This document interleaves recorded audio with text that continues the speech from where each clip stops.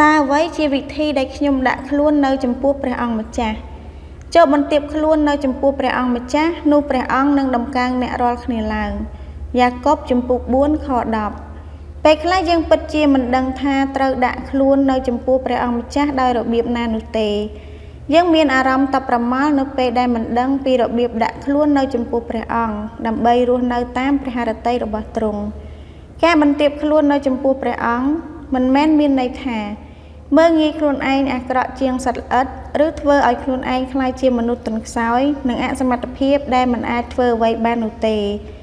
នេះមិនមែនជាការធ្វើបាបខ្លួនឯងនៅចំពោះព្រះអង្គទេយើងគឺជាមនុស្សដ៏មានតម្លៃដែលបានក្លាយជាបុត្ររបស់ព្រះអង្គតាមរយៈព្រះលោហិតនៃឈើឆ្កាងការបន្ទាបខ្លួននៅចំពោះព្រះអង្គម្ចាស់មានន័យថាទោះបីជាយើងអាចធ្វើបានល្អជាងអ្នកដទៃតាមរបៀបលោកីក៏ដោយក៏យើងត្រូវសួររកព្រះハរតីរបស់ព្រះអង្គជាមុនសិនហើយរស់នៅតាមព្រះハរតីទ្រង់ទោះបីជាវាយឺតជាងអ្នកដទៃក៏ដោយវាមានន័យថាយើងត្រូវពិនិត្យមើលចិត្តខ្នះខ្នែងដ៏ខ្លាំងក្លានិងផែនការដ៏ម៉ត់ចត់របស់យើងធៀបនឹងព្រះបន្ទូលរបស់ព្រះអង្គ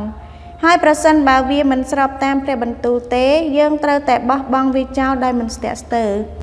ក្នុងជីវិតដែលមានសេចក្តីអំនួតគឺគ្មានព្រះគុណរបស់ព្រះអង្គឡើយ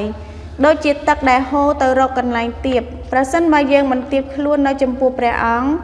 យើងនឹងអាចរស់នៅក្នុងជីវិតដែលពោរពេញដោយព្រះគុណនៅពេលដែលយើងលុតជង្គង់នៅចំពោះព្រះអង្គកិច្ចការដ៏អស្ចារ្យរបស់ទ្រង់នឹងកើតឡើងនៅក្នុងជីវិតរបស់យើង